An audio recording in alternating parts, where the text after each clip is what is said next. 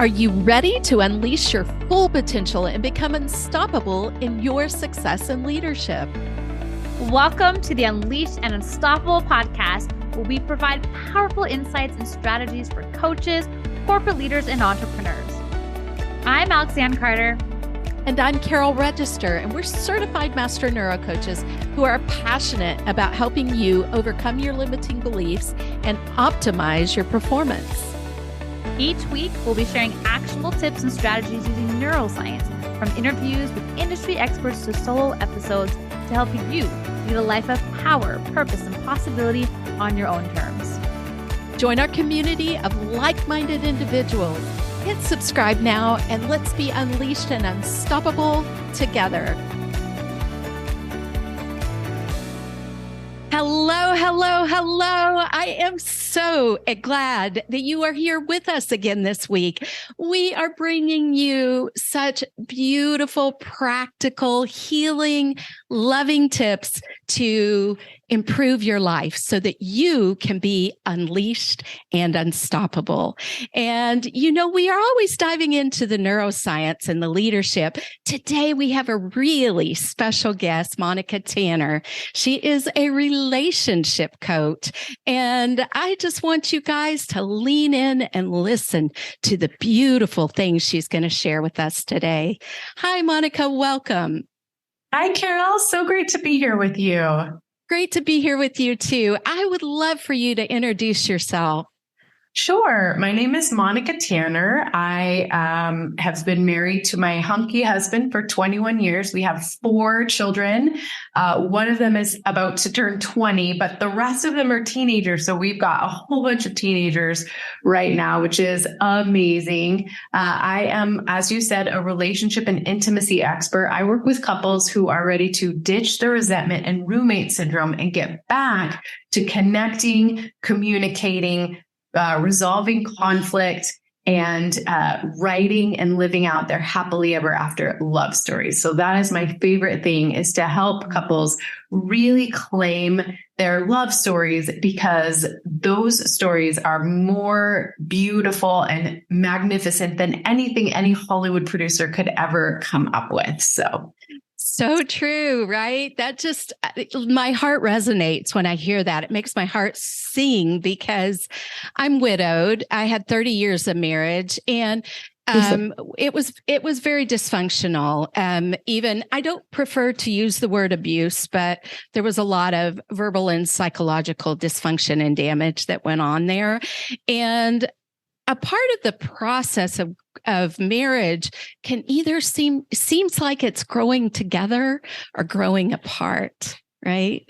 And so I really just get delighted and love what you're doing. And how did you get into this?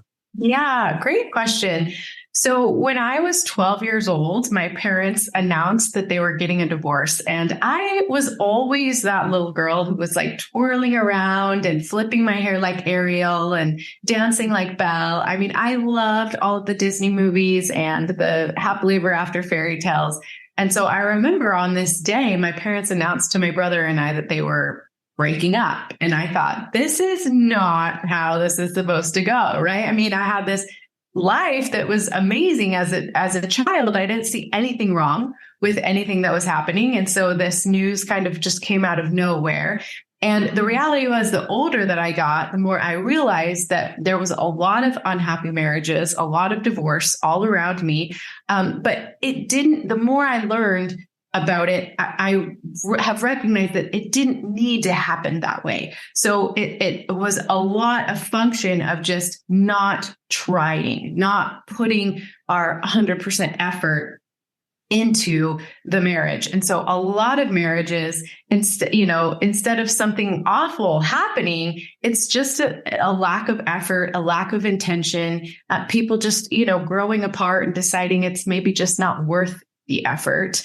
And so that's what I spend my time doing. I married my Prince Charming. We had our own, difficulties with a lot of the, kind of residual of what I had seen growing up.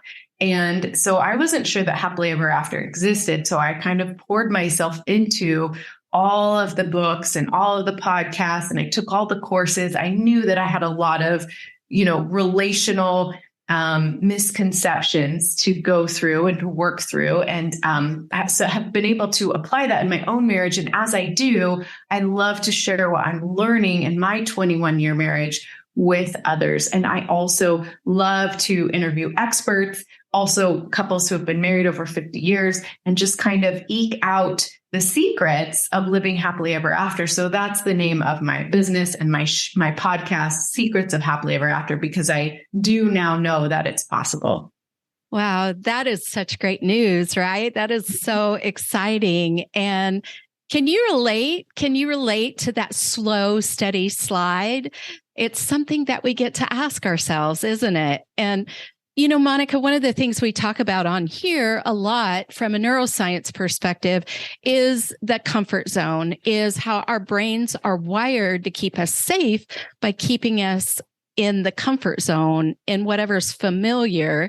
And so, it sounds to me like, based on what you're saying, that we really get to take an active interest in our relationships. And how do we help them to grow and improve? Yeah, well, there's so much there. I love talking about the brain as well, because most of how we experience our life has to do with how we think about it, right? And what our brain is doing and telling us, right?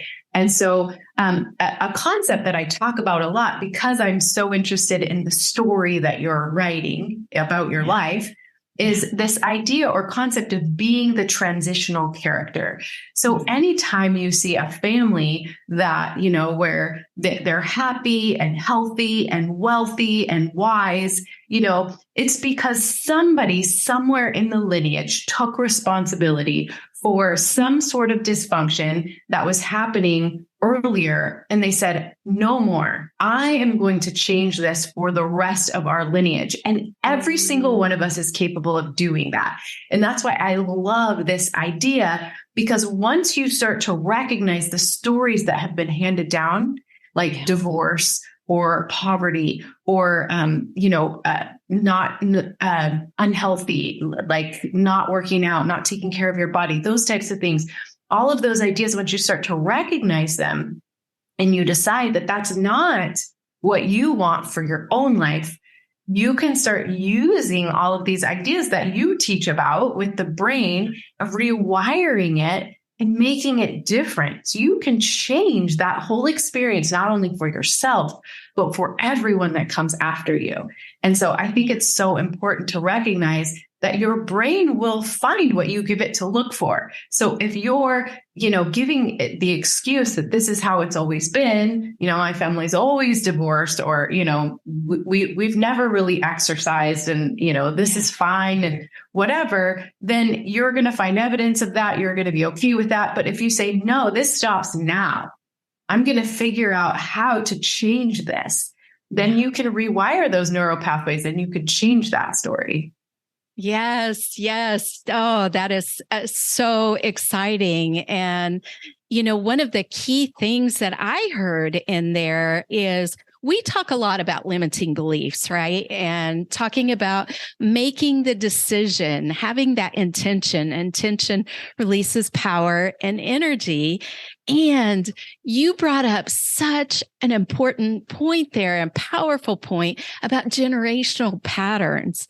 And I believe firmly we are gifted with divine power to break down generational patterns. So even more than just taking the limiting beliefs that we receive in our lifetime, also being able through our choices to shift the past and to create a new future while we're here in the present, right? That's what I heard you saying. And, so good and so helpful, because, our brain does default to past experiences, and we continue to think we have to, like you said, oh, my family is always this way. This is what happens with us. And I know, right?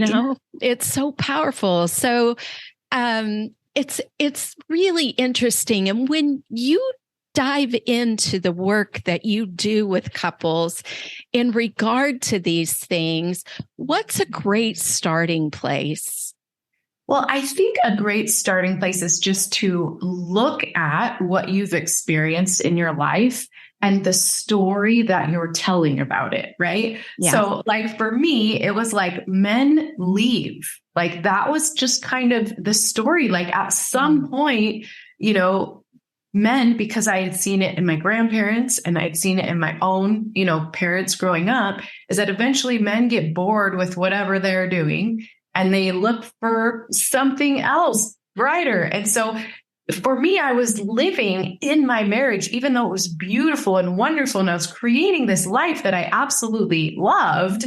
I couldn't fully enjoy it because I was waiting for the bottom to drop out. Like I was behaving and living in a way, not knowingly, but it was the program that was running in the background all this time, is that if we disagreed or, I wasn't showing up perfectly as my best self, my husband was just going to forget it and leave and go do something else. Right. And that was the story that I was telling. And it was keeping me stuck and miserable and just behaving in ways that were totally irrational sometimes. Right. Yeah. And so it took hitting rock bottom. You always hear that, right? I hit my lowest point. But I remember I was after my third baby and nothing was perfect. Right. I had 3 little babies, a household to take care of. I was very active in the business that we had started together. And I felt like I looked like a slob. I felt like a slob. I wasn't in control of anything. I just thought my life was falling apart. And it was just waiting for my husband to be like, I'm done with this. I'm out of here. Right. And so I became debilitatingly anxious. It was postpartum, but also just this life was so overwhelming to me. And I couldn't even function. And so what happened was I went home to live with my mom for a couple of weeks, where she helped me face my fears and look at my story and recognize that it was just the story I was telling myself. It wasn't what I had to live out. It wasn't this didn't have to be my story just because it was the story of maybe my ancestors, right? Yeah. So once I faced those fears, once I looked at it and said, this is just a story, it doesn't have to be my story. Yeah. Then I could actively start making different choices, writing the story that I wanted to be remembered for. And so it became very different. And like the word that you used, it's very empowering once you recognize these are the programs. I always talk about it like your phone, right? It's the programs that are running in the background and sucking all of the energy. You're why? I feel like I just took my phone off the charger. Why is the battery draining so quickly? And it's because you've got these programs running in the background. And until you can bring them to the forefront and go, okay, this is just a story. Yeah. And it's not giving me the results in my life that I actually want. Then you can start being intentional in rewriting that story in a way that you want to write it. Wow. And so I know you are going to resonate with this very much, because isn't this in complete alignment with what we talk about? That awareness, having that awareness. She faced her fears. And I love that you went and spoke with your mom, and she was helping you to face those fears and see what was going on. It was super interesting to hear too, that you were operating, waiting for the bottom to fall out. And the phone analogy, we've got these programs running in the background. It's such a great analogy, right? And you're like, why isn't this staying charged? What's going on? And it really is, super similar to what we're experiencing. And how did this make your husband feel? Was he aware of at least the energy behind you waiting for the bottom to drop out? Was he wasn't walking away, clearly, but when did he begin to have an awareness that this was going on with you, and how did that affect him? This is a really cool story that I tell in my programs. It's one of the tenets of creating a really rock solid relationship. But my poor husband, he's not like really well versed on human emotion, right? He's like a very just chill, go with the flow. Like there's enough love for everyone, just kind of really awesome, centered type of a man. And so this roller coaster of emotions that I was on, had no idea what to do with, right? I mean, he was just like in shock. Like, I don't know what to do with my wife who was a puddle of tears on the floor every day, right? And so it wasn't until I was able to open up and really be vulnerable. And this is really scary in relationships, but it's also very, very important. And so I remember it was our particular night, and I was about 8.5 months pregnant. So not sexy at all, right? I didn't do this to be like alluring, but we had got into an argument, and my husband started to roll over and go to bed. And I panicked. I was like, oh my gosh, this is it. This is the end. Like, what can I do? Goodness. And so my gut instinct reaction was to take off all of my clothes. Again, not to be sexy. I was 8.5 months pregnant, like lots of hormones pulsing through, right? I was scared. I was about to get really vulnerable, but me taking off my clothes was kind of like the physical representation that I was ready to just bear all. Like I was just going to get really, really vulnerable. And I climbed into bed, and I remember thinking he could just completely reject me at this time, but he didn't. He kind of rolled over, felt that I was not wearing anything, was like, what can I do for you? This is interesting. What's happening? Right. And I was like, and I just started telling him why this caused so much fear and panic. And I just told him that. I said, I feel like I'm just waiting for you to leave. Like, this is what I've experienced in my life. This is what, and so when I get so scared and irrational like this, it's because I think that at some point you're going to be like, this is crazy. I don't want this anymore. I'm going to go find something better. And I just get gripped with this panic. Right.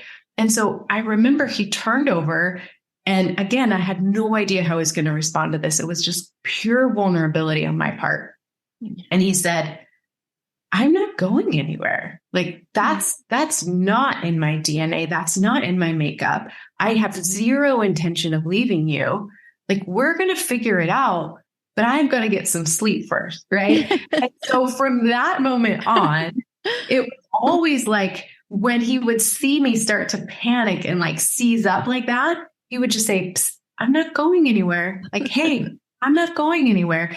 And it was the beginning of this intimacy that like no other, because I was able to get so vulnerable and let him in on this deep seated, enduring vulnerability, fear, wound, whatever you call it, baggage. It doesn't matter what you call it. We all come into relationships with it.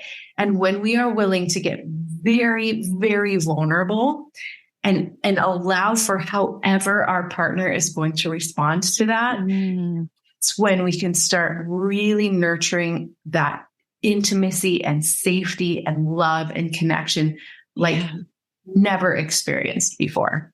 Wow. And, there's so much packed into this. And I just acknowledge you for that incredible courage that it took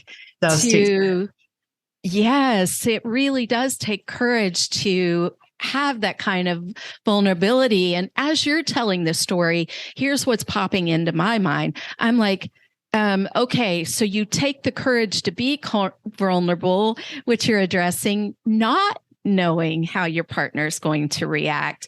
What if they don't react well? I've been vulnerable before, what I thought was vulnerable, and just, got slammed or whatever may have happened. And so, the fear is rising, and yet you took the courage to do it anyway, not knowing. And you even said with releasing the expectation of it, you were just going all in, committing all in, and you were rewarded for it. And it sounds like it doesn't always go that way. I mean, I promise you, you take off all your clothes and you unveil your heart and it goes exactly the way that you had planned. Like, I can't make you that promise, but I promise you that it's a better way to live your life, and it will reveal the type of intimacy that we all long for. But it's very hard because we all claim that we want intimacy, but really we just want somebody to give us the picture of us that we want. And so in order to really claim intimacy and connection, we have to be willing to accept whatever it is that's coming, right? Mm-hmm. And we have to just have the courage, like you said, to love well. And part of that, it's very unknown. It's not easy. Not easy. It's surrendering the outcome, right? It's taking the action, surrendering the outcome. I think this is incredibly powerful. And, when you're working with couples, what layers of breakthrough and pattern wise do you typically see? And maybe to bring clarity to the question, like, how long does it take them to get to that kind of vulnerability? And when we're starting to peel the lid off this work, what do you see the most? Yeah. So what's really interesting about that is what I say all the time is that you can't see the label from the inside of the bottle. Mm. And so when you're working with couples, you're doing couples work, no matter what, no matter how long you've been married, but obviously the longer you've been married, the more ingrained these patterns are. But all couples create dynamics, and it's how they either shield themselves from things that are potentially painful, or how they interact with each other. And I call these negative patterns of interaction. And so, as you're dating and you're married and you are going through life together and you're facing challenges and you're getting on each other's nerves and you're trying to work out, different decisions that need to be made in all the daily living, you're creating these patterns of interaction. But most of the time, you can't see these patterns of interaction because you are in the pattern. But the beautiful thing about marriage is it's a dynamic. So while I do feel like it's important to have both couples on board to make significant improvements and changes in the relationship, you can do it on your own, because as a dynamic, if you change the input, even just one input, the output has to change, right? The other partner has to respond to that change of input. So if you are working with a coach or somebody that can help you have skills, like the relationship is a skill set. It's not something you're born with or not born with. It's a series of skills that you can develop and practice and get better at. And so I work with couples to create the skill sets to raise the level of their relationship. So if you're putting pressure on the relationship to grow by changing your input, then your partner has to respond. And then you bring the couple out of these negative patterns of interaction and into these more positive patterns that are giving them better results. So to your question, how long does that take? It's different for every couple. It has to do with, are they willing to do the work? Are they willing to confront the things that are hard? Are they willing to make changes and be vulnerable and do the things that don't come naturally? Because we don't, we don't, like you said, our brains don't like change, right? Our brain is trying to protect you. And especially from being vulnerable, your brain's saying, warning, warning, this could hurt, right? This might not go the way you want it to go. This could be very painful for you. So don't do it, right? It has to do with how willing the individual is to get vulnerable, to be curious, to get out of their comfort zone, to do things that don't come naturally to them, and raise the level of the relationship in so doing. So it's a different timeline for everyone, but most of the time it does require a neutral third party, somebody who can see the dynamic from the outside and not from the inside. Yes, what that mentorship, so powerful and important. And this kind of work is very counterintuitive, like you said. And I like the way you said it's a skill set, and that's so encouraging, right? Because we can all learn a skill and we can all grow. It's not like you've either got it or you don't, or it's meant for other people, which are some of these limiting beliefs. It's meant for other people, not for me. I can't have that kind of amazing relationship. I can't have that kind of wealth, and it's so interesting to have somebody coming in and shining the light on what you're wanting to do to get to that level of love and joy and peace that you deserve, right? It's so exciting. And I can see that you're completely passionate about this work, just like I am about mine. And, how does somebody come in? Well, before I ask you that, I actually want to know, there's something that I've loved about seeing your Instagram reels. How do we bring playfulness into our relationships? Oh, yes, that's so fun. It's just this idea that life is too important to take so seriously. Mm-hmm. That is a quote that my mother has on her microwave, right? You see it in her kitchen whenever you're in there. And I love it so much. It's just that life is too important to take so seriously, right? And if you even want to go to the religious realm, right? Men are that we might have joy. Like, we were created to enjoy the blessings and the beauty of everything that is around us. And I think sometimes we forget this, right? We get so involved in the day-to-day, our to-do lists and the things that we think are really, really, really important. But here's a great example of just today, right? So I had this interview with you, and, I was out of town this weekend, and then we were celebrating Mother's Day yesterday. And so I woke up this morning and I thought, I don't have time to exercise today. Like, I've got a slammed packed schedule of meetings. I've got to get, caught up from the weekend. Like, there's so much to do.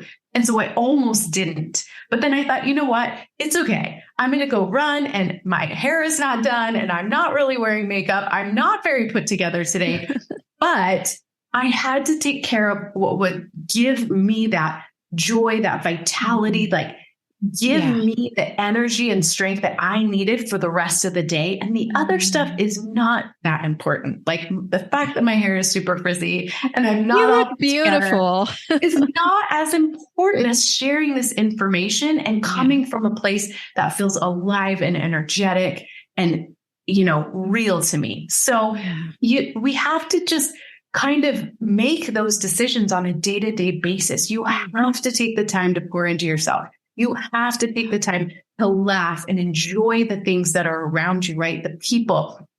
So I mentioned that yesterday was Mother's Day. I don't know when this is going to come out, but we're recording it on the day after Mother's Day. Yeah. And one of the things that we had the opportunity to do yesterday was honor my mother-in-law, who has been such a wonderful blessing to me. But she raised 6 children, and then all of their spouses and all the grandkids. And we were all on this Zoom call, and we were all kind of saying what we were telling, what we learned from her about things that are important. And one of the things that really stuck out to me, but it was mentioned quite a bit, was how she was able to just drop everything and make whoever she was with the most important thing.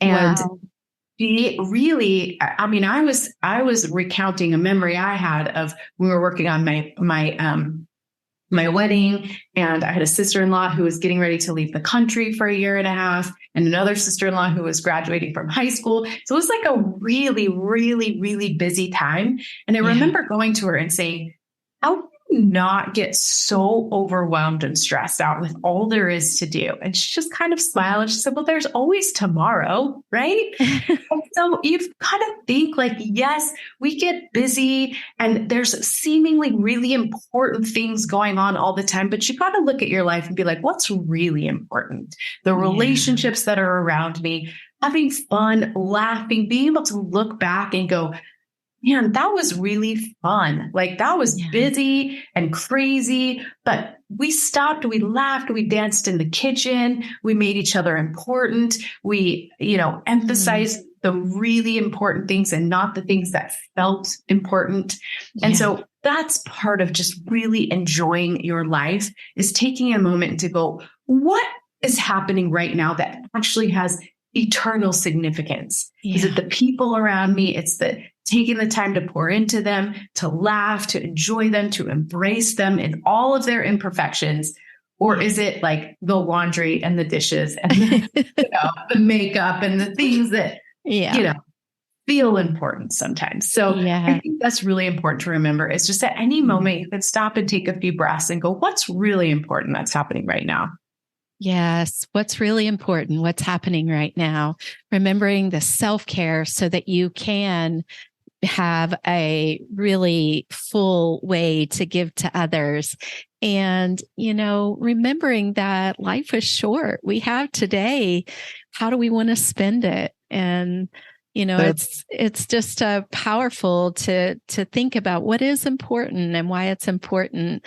It's been so lovely to have you here. And I just feel like there's so many things we could be going on and on and on. I love this. So I would love to have you back and maybe, tackle some of the harder issues that come up. What happens when there's a bankruptcy? What happens when your spouse is in the hospital? How do you get through these things? Now, I would love for you to share with us how we can get in touch with you and work with you. Yeah, thank you so much. So the easiest way to get in touch with me is my website. It's my name, www.monicatanner.com. And there you can find information about my programs. The Passionate Marriage Club is a really awesome place to get started, really affordable. And then I have a free podcast and a YouTube channel with the same name, Secrets of Happily Ever After. So if you enjoy video, you can go to the YouTube. If you enjoy audio, you can go to the podcast. But I really do make an effort to really kind of shine light, like you said, on the secrets of how to live happily ever after. Oh, thank you so much. This has been amazing. And this work is so important. So if you want to have an incredible relationship, this is the coach that you can go and start to work with and have that happily ever after. It is absolutely possible. And I'm sending that to all of you. And I'll see you next week. Ciao for now. Ciao. Thanks for tuning in to another episode of the Unleashed Unstoppable podcast with your hosts, Alexandra Carter and Carol Register. If you enjoyed this episode and you'd like to help support the podcast, please share it with others, post about it on social media, or leave a rating and review and subscribe. That's all for this episode, Wildly Ambitious Leaders. See you next week.